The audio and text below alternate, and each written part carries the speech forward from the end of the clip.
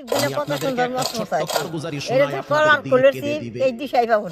2016 সালের ঘটনা, তখন ঢাকায় মোহাম্মদপুরে সুন্দর মস্ত আছে ব্যাংকে দেবো এই খতমে তারাবির জন্য 2 জন হাফেজ নিয়োগ দেওয়া না হবে দেখলে কেন্দ্রীয় মসজিদে। খাইতে যেরকম ভালো লাগে বাস্তব এরকম ভালো হাফেজে লাগে কোরআনরা সিরিয়াল ধরেছে তারাবি পড়াবে। কার মনে না চায় এত বড় এক মসজিদে আমি যদি চান্স পাইতাম তো আমার কপালটা খুলে যেত।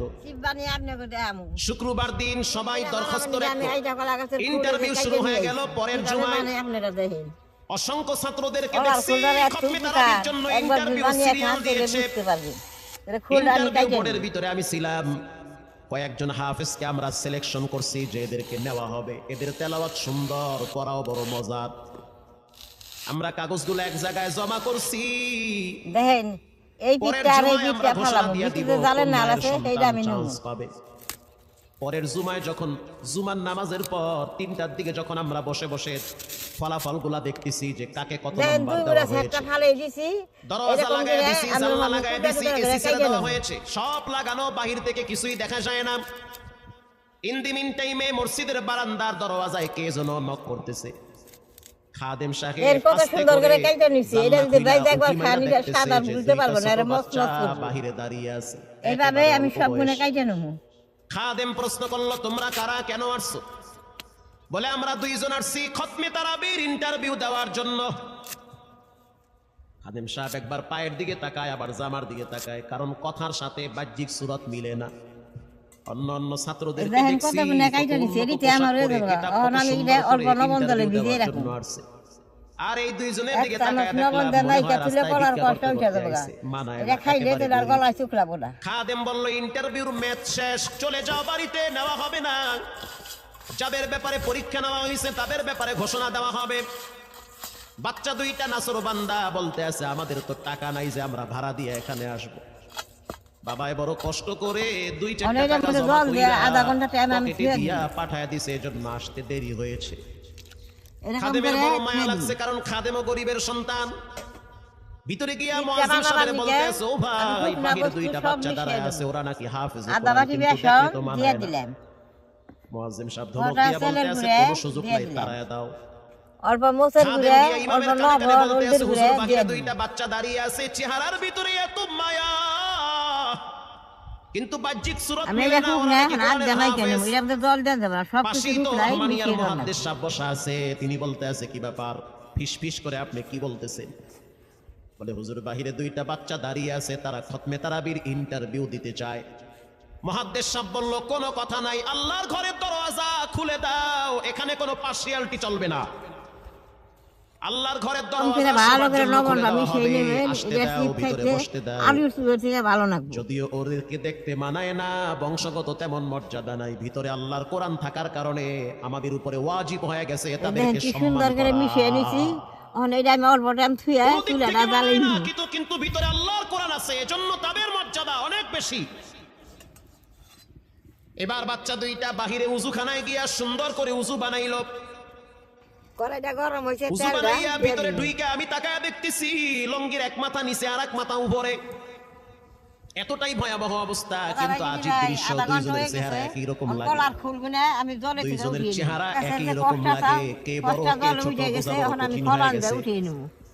মুসলমান ভাইয়েরা আমার, ইমাম সাহেব প্রশ্ন করলো, তোমরা 2 জনের বাড়ি কোথায়? বলে, আমরা নারায়ণগঞ্জে ভাড়া থাকি। বাড়ি কোথায়? বলে, আমাদের বাড়ি কুড়িগ্রামে। কুড়িগ্রাম থেকে ঢাকায় কেমনে আসছো? বলে, বাবায় ঢাকায় নিয়ে আসছে। কয় মাসে কোরআন শরীফ খতম করেছো? বলে, আমরা 2 জনে 11 মাসে 30 পারা কোরআন খতম করেছি। ইমাম সাহেব একবার চেহারার দিকে তাকায়, বেশ সুন্দর করে দিয়ে দিছি, ফুলের মধ্যে বেসনটা ভরেই নেবো। স্থানীয় গণ্যমান্য এরকম অনেক করে ব্যক্তিরা বলেই নেবো। তাকায় আছে এদের দিকে। ইমাম সাহেব বলতে আছে, বাবা তারাবির ইন্টারভিউ শেষ হয়ে গেছে, বাড়ি চলে যাও। যেটা একটু দেখতে ছোট, ও চোখের পানি দেখলাম টিস্যু দিয়া মুছতেছে। কেন কাঁদতেছো? বলে, আমরা গরিব, তার জন্য মনে হয় আমাদেরকে তাড়ায়া দিতেছেন।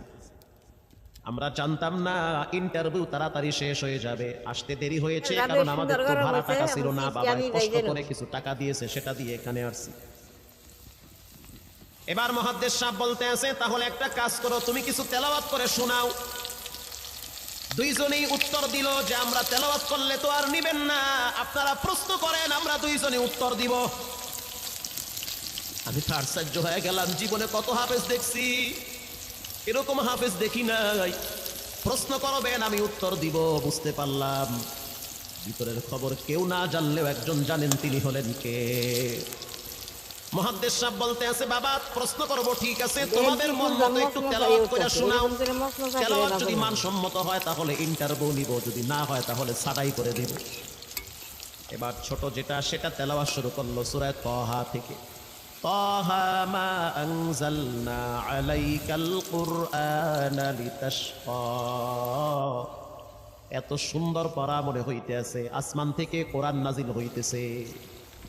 এত সুন্দর পড়া, কত রঙের ঢঙের পড়া শুনলাম, এই পড়া কোনোদিন শুনি নাই। আমি তাকায় দেখলাম স্থানীয় টিউনো সাহেবের চোখের পানি বায়া বায়া পড়তেছি। ইশারা দিতে আছে আরো তেলাওয়াত করতে বলেন। এই পড়া তো শুনলে আমার দিলের ময়লাগুলা কাটে। আল্লাহর ঘরে যখন গেছি, বাইতুল্লাহ ফজরের টাইমে ইমাম সাহেব তেলাওয়াত করলে যেমন মনে হয়, মনে হইতে আছে ওই কোরআনের আওয়াজটা এখন এই মসজিদে বাজতেছে।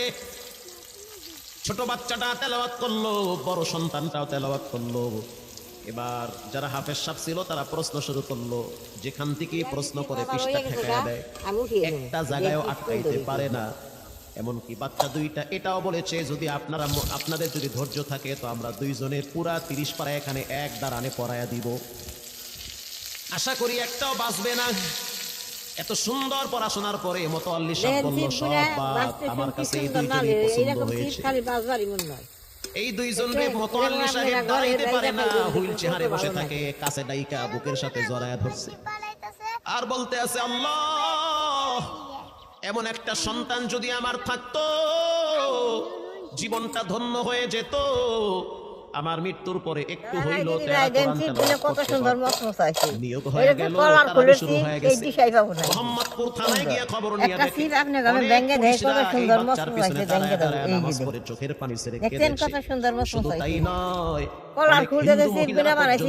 না দেখলে কেউ বিশ্বাসই করবে না, খাইতেও যেরকম ভালো লাগে, বাঁচতে ওরকম ভালো লাগে। কি সুন্দর মশলা চাইছে। শুধু তাই নয়, অনেক বড় বড় ডাকাত, মাস্তান, সন্ত্রাস, কিশোর গ্যাংরা পর্যন্ত দাঁড়ায় দাঁড়ায় কোরআনের আওয়াজ শুনেছে।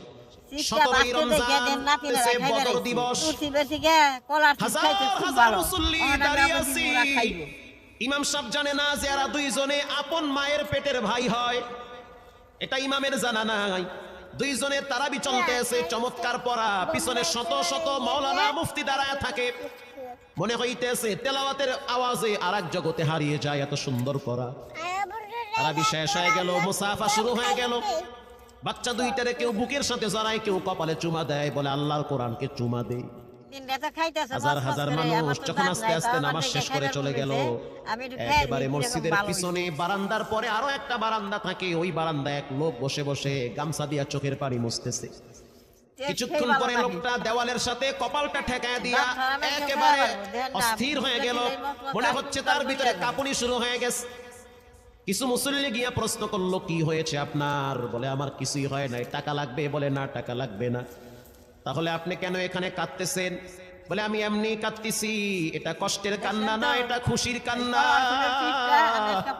এটা কষ্টের কান্না না, এটা খুশির কান্না, আনন্দের কান্না। অতি সুখে মানুষ কখনো কখনো কেঁদে দেয়, চোখের পানি ছেড়ে দেয়। ইমাম সাহেব বলল, পিছনে কে? লোকটা তাকে সামনে নিয়ে আসে। এবার লোকটাকে যখন কিছু দূর সামনে আনা হইল, ওই বাচ্চা দুইটা